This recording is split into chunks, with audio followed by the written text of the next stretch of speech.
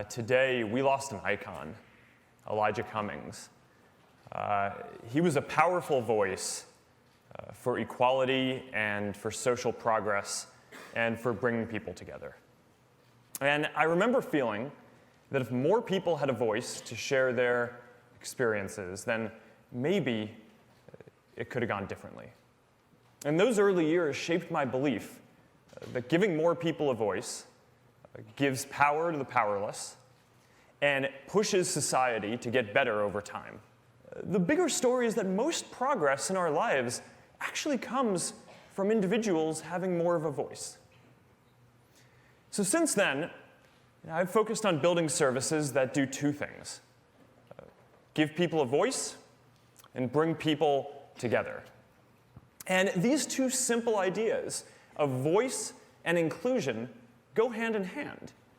Now, some people believe that giving more people a voice is driving division rather than bringing people together. More people across the spectrum believe that achieving the political outcomes that they think matter is more important than every person having a voice and being heard. Throughout history, we've seen how being able to use your voice, how people being able to use their voice helps people come together. The most repressive societies have always restricted speech the most, and when people are finally able to speak, they often use their voice to call for change. In this year alone, people have used their voices to end multiple long-running dictatorships in Northern Africa, and we're already starting to hear from peoples whose voices had been excluded. It's the small business on the corner that now has access to the same sophisticated tools that only the big guys used to have access to. So now, they can get their voice out too, reach customers, create more jobs in their town, and become a social hub in their community.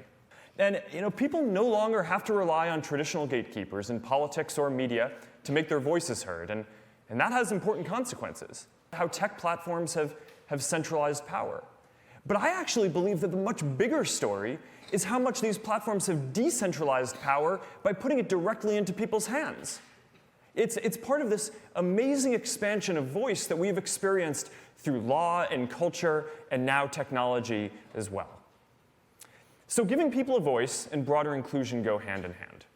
And the trend has certainly been towards us getting much greater voice over time. I think that we need to consider the specific ways that the internet is different and how internet services like ours might address those risks while still protecting free expression. So perhaps the clearest difference with the internet is that now a lot more people have a voice in almost half of the world's population. And that is dramatically empowering for all the reasons that I've mentioned. But inevitably, some people are going to use their voice to try to organize violence, to try to undermine elections, to hurt others. And we have a responsibility to address these risks, focusing on the authenticity of the speaker rather than trying to judge the content itself. So the real issue is that it was posted by fake accounts that were coordinating together and pretending to be people that they were not. So the solution here is to verify the identities of anyone who's getting a wide amount of distribution and to get a lot better at identifying and taking down fake accounts. So we now require you to provide a government ID and to prove your location if you want to run political ads or if you're going to run a large page. Voting is voice. From a business perspective, the controversy certainly is not worth the very small part of our business that they make up. But political ads can be an important part of voice, especially for local candidates and up-and-coming challengers and advocacy groups who the media might not otherwise cover, so that way they can get their voice into the debate. Where you draw the line? Would we ban ads about healthcare or immigration or women's empowerment? And if you're not going to ban those, does it really make sense to give everyone else a voice in political debates except for the candidates themselves? And I believe that in everything we do, we need to make sure that we are empowering people and not simply reinforcing existing institutions and power structures. Are we going to continue fighting to give more people a voice to be heard? Or are we going to pull back from free expression? I think that we should also be proactive and write policy that helps the values of voice and expression triumph around the world.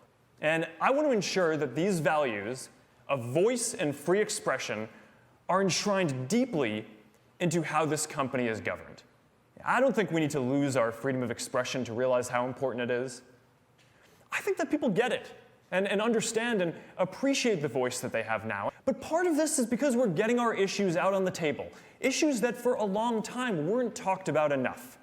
More people from more parts of our society now have a voice than ever before, and it's going to take time to hear all these voices and knit them together into a coherent narrative. But the bigger story has always been regular people using their voice to take billions of individual steps forward to make all of our lives and our communities better. I think we need to recognize what is at stake and come together to stand for voice and free expression at this critical moment. I believe in giving people a voice because at the end of the day, I believe in people. And as long as enough of us keep fighting for this, I believe that more people's voices will eventually help us work through these issues together and write a new chapter in our history where from all of our individual voices and perspectives, we can bring the world closer together.